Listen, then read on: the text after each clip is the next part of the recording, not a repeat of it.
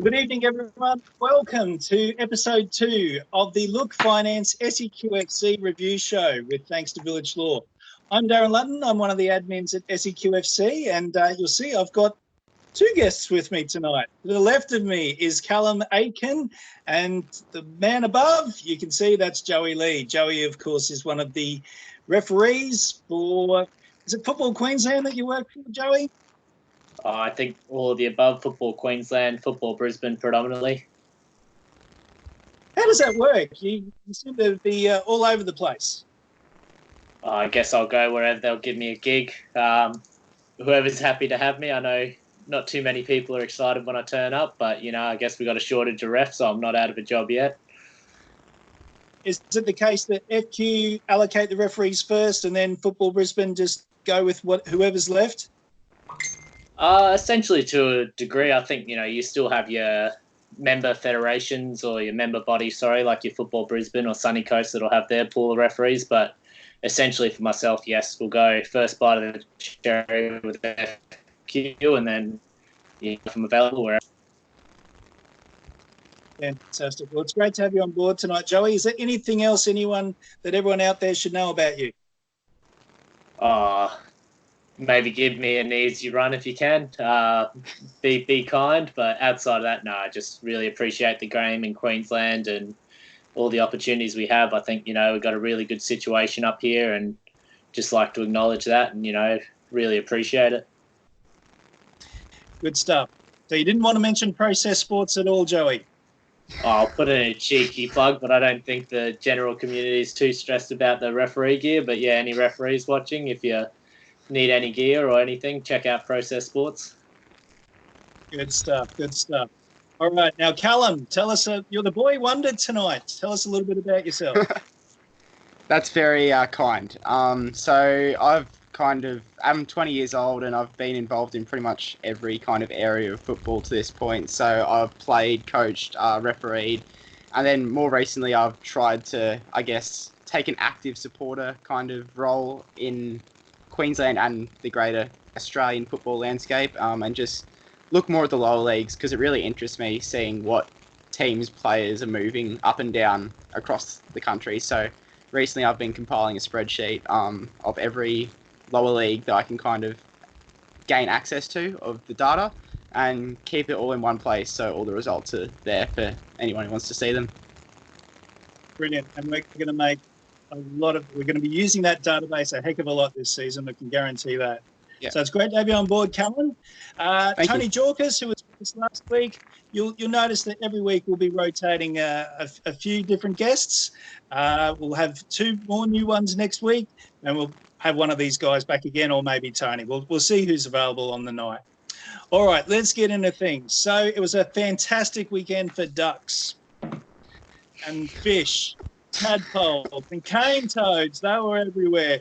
It wasn't so good for the football. I think there was probably only one match that caught the attention, and that was the NPL game between Power and Mackay. Now, Callum, you were at the game. Tell us about it.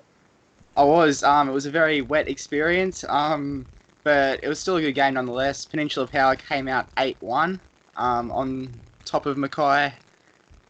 Magpie, Crusader, United, lots of different names there. But it was a good game in general. I don't think Magpies were quite as weak as the scoreline suggests. Power just ran over them in the start of the second half, and it's difficult to come back from that. So, looking at it's very hard to lay down a marker after week one, but was there a gulf in quality? Can you look at Peninsula Power and go, yep, they are going to be the team to beat this season? In the first half, it didn't quite look like it. Just from transfers and everything like that, I still think Gold Coast Knights are a very real proposition for the title. But you can't really fault a team that puts 8 goals past someone. Maybe a little bit leaky at the back, conceding that 1 goal, but it was on the break. And I don't think you can fault them too much. A few chances were bottled at the on the finishing side though, open goals just being missed. So maybe a little bit of work on finishing to do despite the result. But an overall good performance for Power, and you can't really see them not challenging for the title this year. What about Mackay? What did they take from the game? A red card in the 91st minute. But apart from that, I think there's lots of signs throughout the game that they can be competitive in the NPL, and I don't think they're going to be like just bottom and have no chance. There'll be a relegation battle for sure this season, and they stayed up last year, and I don't see why they can't be pushing for that again. That Callum. All right, Joey. Now you watched the Raw match on the weekend. They, seeing as we don't have any other games to talk about, we might as well have a little chat about the Raw. Their win against Adelaide United, that puts them 6th in the table now on 22 points. So, and I think they're undefeated at home this season. So they look like they're getting on a bit of a roll. Yeah, I think personally, myself, looking at the Raw, couple of the early days, they weren't the most impressive team, but obviously moving into the top 6 is pretty promising, and I guess all the football fans in Queensland will love that, because if they can climb the ladder a little bit, give the opportunity, of course, moving through the finals football up here, which is always good. Yeah, I think the other thing out of that, there was I believe, a 15-year-old debuted for Adelaide as well, which is a bit of an interesting topic I can see within the forum itself. I saw earlier this evening, as well as a general topic going on in terms of development with players. So interesting there. Have Adelaide have that debutant, which is pretty interesting. Adelaide have got a history of throwing young kids into the mix. Yeah, I mean, myself personally, and obviously I speak for myself, I think, if you've got the opportunity to blood someone young, it's always good to see if they can float in the situation, especially being quite nautical this weekend. Yeah, so with them, it's really, really good. I don't think he looked too much out of place. If the commentators hadn't mentioned it, I wouldn't have noticed he was, that young. He's probably taller and physically more imposing already, and I'm twice his age nearly. And of course, the Raw have introduced a few young players as well, and Raw also have a rich history of introducing young players into their squad. Isaac Powell last season, and from my perspective on it is that when you get Robbie Fowler in as a new coach, you get some new players together, it just takes a while to gel, doesn't it? Sometimes it happens straight away, but generally it's the case. It just takes time, and now that time's passed, looks like they're getting things together. Yeah, agreed. I was a bit unsure. Fowler, seeing a bit of the preseason and that, I think he's a good character for the game, and good profile as well, drawing attention to this little part of the world. Obviously, being able to gel together is the better thing, and I guess that'll be a bit of a return for Brisbane Roar and football in Queensland, do well with them, having some of the results they've had in the A-League over the last few years. Fantastic. All right, Joey, now another reason why we've got you on tonight is that I understand that you spent 2 hours discussing rule changes at a referees meeting this weekend. Now, we've only got half an hour worth of recording time here, so if you can distill 2 hours into just a couple of minutes, tell us what are the players going to have to confront this season with regards to rule changes? I think not just the players will be on alert this year, the coaches as well. So I'll go through a bit of an abridged version. Obviously, for anyone interested, I think it's worth checking out the IFAB app, as well as Football Brisbane are hosting, I believe, information for laws of the game, both over the coming weeks on 2 different Saturdays. So that was shared on those pages. So I'll get those plugs out there because I think they're really valuable for the greater community. Also, to save myself going through, obviously the comments and how I explain this aren't necessarily from my own opinions and my own presentation. So please don't hold it against me if I stuff up. It's not a reflection of any association I may be tied in with. So those parts out of the way. I think the discussion, I might skip through one of the new mentions in terms of laws of the game. One of the smaller things is with kickoffs. So instead of picking which way you run, you can actually now elect to take the kickoff, which is something, went away for a few years but come back. So really interesting situation there. Mainly only captains will see that, but something might be worth taking into account. Next component under that in terms of restarts is actually the drop ball. So one of the interesting things, and having a look through, I know some of the players are still trying to get the rest. It hasn't been in W League or A League, but the actual drop ball procedure's changed. So you'll have what's known now as uncontested drop ball. So previously, to save some of the arguments and things like that to go through in terms of, who kicks it back to who, or instead of saving the players kicking the crap out of each other, they've got things such as uncontested drop balls now. So I'll read verbatim just to hopefully have it a bit clearer for everyone. So procedure, the ball is dropped for the defending team's goalkeeper in their penalty area if when the ball was stopped, the ball was inside the penalty area or the last touch of the ball was in the penalty area. So no more drop balls that will be contested in the penalty areas. I think that's something that isn't very common, but very scary for people when it happens, because it's, always a bit of a pinball fight in there, but that's an interesting one in terms of the amendments to the laws. In other cases of drop ball, the referee drops the ball for one player of the team that last touched the ball at the position where it last touched a player, or outside agent, or outlined as outlined in Law 9.1, a match official. And then all other players of both teams must remain at least 4 metres or 4.5 yards from the ball until it is in play.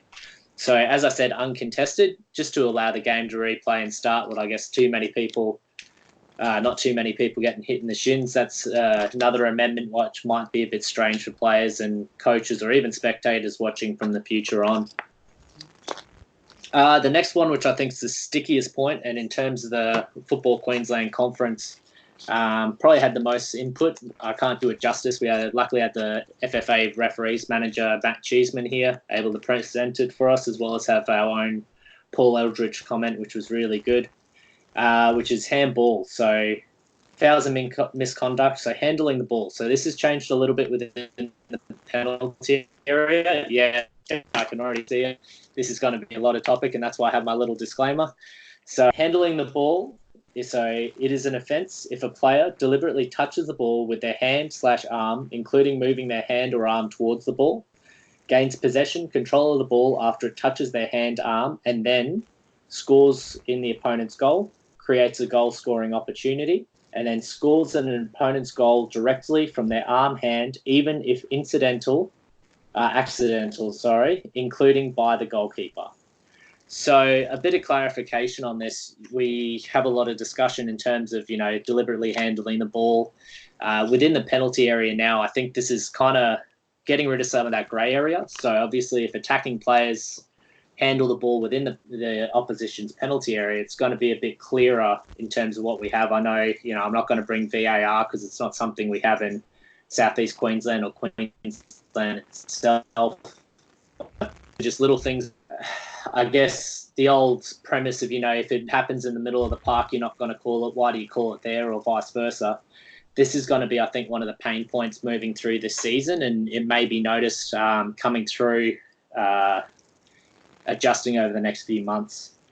So as well as that, adding on to it, so it is usually an offence if a player touches the ball with their hand or arm when the hand or arm has made their body unnaturally bigger, so outside of their natural silhouette. So it's an interesting topic, that, because unnaturally bigger, if your hands are out like this, things like that, where you're not naturally doing it or gaining advantage by making yourself larger, that's another instance. You may not be able to react in time, but if you run around like this or you're in the penalty area, it may be seen as gaining an advantage. So, and then the other premise to that as well is the hand arm is above beyond their shoulder level unless the player deliberately plays the ball, which then touches their hand or arm. So this has kind of been seen. I know I've picked it up a few times, seeing some other games where, it'll ricochet off their foot and go straight up into their arm. That's the only kind of, I guess, asterisk to that point. Going through, sorry, I'll continue with handball and I'll tie up there because I don't want to take up too much more time, but the above offences apply even if the ball touches a player's hand, arm directly from the head or body, including the foot of another player who is close. So except for the above offences, it is not usually an offence if the ball touches a player's arm or hand. So directly from a player's own head or body, including the foot, directly from the head or body, including the foot of another player who is close. If the hand arm is close to the body and does not make the body unnaturally bigger, so the usual one with the hands in close to the body, when a player falls and then the hand arm is between the body and the ground to support the body, but not extended laterally or vertically away from the body. So if you're falling, naturally, if you put your hand on the ball, it's one of those other grey areas. This isn't seen as deliberately handling because we're all going to naturally stop ourselves from falling. So these are some of the amendments that they've had in the laws in terms of handling the ball. I know it's always the trickiest thing, but obviously for clarification, I might tie back to checking out that IFAB application, which is really good. I think it's it is free to download, worth having a look through because there are quite a few amendments. I might tie it up there, get back to more interesting things, but definitely check out what else is through in terms of the updates of the laws of the game. Some pretty interesting stuff out there. Still awake, Callum? Yep, still here. Yeah, maybe cut that. There's no editing. We stick with what we've got. So, Uncut. All right, thanks for that, Joey. It's a dry topic, and you certainly did your best. I'm just sure that there's a lot of teams out there are just going to go, well, whatever the decision is, it's always going to go against us. Anyway, let's just move on.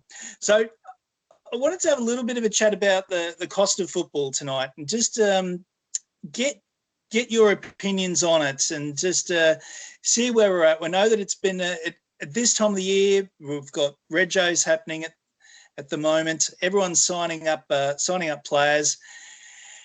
And we get this dichotomy in that there's the argument that the cost of football is really high, yet we're also the highest participation sport in the land. So we must be doing something right, even though we're charging a lot for it. What are your thoughts on it, guys? Callum, we'll start with you. I think a lot of the issues come with comparisons to other sports and whether they get more sponsorship funding, those sort of things that are subsidising the costs. If you look at the model of the AFL, it's structured in a very different way to football in that the clubs at the top kind of funnel the money down towards the clubs at the bottom. And that's been a structure that's been set up over a long period of time due to the success of their national league. So I think a lot of the arguments that football is too expensive stem from a misunderstanding of the models of other sports and how that kind of funds it. But that being said, there obviously is the issue of inaccessibility to playing our game, and it's something that needs to be addressed, whether it's at the local level or more blatantly at the higher NPL levels where the fees are noticeably higher. Joey, surely all these costs are going towards your wages, aren't they? I wish. Pretty rough, but we're definitely not the highest paid. But putting it out there, if you want to sign up to the dark side, the referee registration fees are quite affordable. But I think there's a lot that goes into running the game that we don't see, and I guess to play devil's advocate and to look to the other side, we've got this weekend's a good example. So many fields out of action for the first week of a state competition, and clubs are definitely thinking with their wallet at times, and it is a hard thing. How do you justify these players playing on the best pitches if we can't put them out there and money's being invested into it?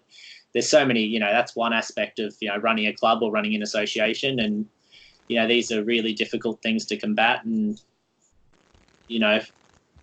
I guess putting my business hat and always looking on that side of things, things do cost money, and not everyone's willing to chip in at times, and sometimes we don't get the same funding as other sports, but I guess that's no excuse either for cost of actual engagement of the players and coaches involved.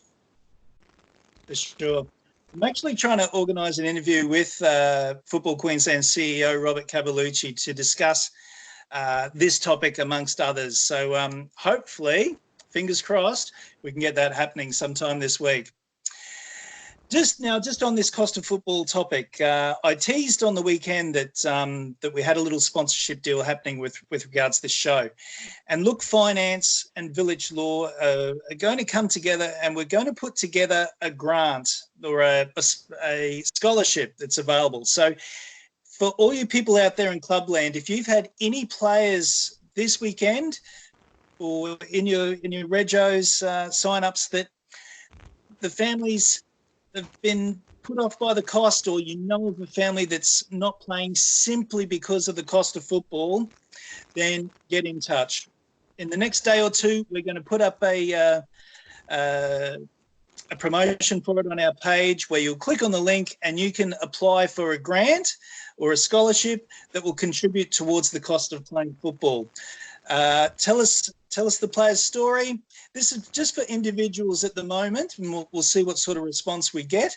Perhaps there's a family out there that's been affected by the bushfires recently and can't play football as a result of the costs with getting their family back on track and getting their house rebuilt and all that sort of thing. Whatever the story is, the next couple of days, we'll have a link there through the Look Finance page. Tell us your story and we'll assess those applications, and hopefully we'll get a few more players out on the park. So it's fantastic for SEQFC to be able to give back to the game, and massive thank you to Look Finance and Village Law Compensation Lawyers.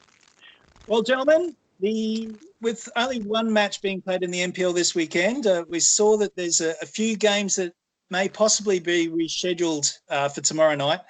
I don't think they're going to happen, do you, with the weather that's continued? Potentially. I'm hoping to go to Olympic United if it does go ahead tomorrow night, but I can't see it being any better than the situation was on Sunday. So, yeah, for sure. All right, gentlemen, we might wrap it up there. There's 22 minutes down on the clock, so thank you for your company this evening, and hopefully we'll get you guys in the rotation in the next few weeks, and we can chat football a bit more then. Beautiful. Thank you. Thanks, you guys. And thank you to everyone for tuning in tonight. Thank you for Gorilla Sports for my shirt, as you can see. And we'll get all the other guys decked out in this gear in the next few weeks. Instead of that BLK stuff you're wearing, Callum, Gorilla will not be happy. All right, guys. Thanks for being part of the show tonight. We'll see you soon.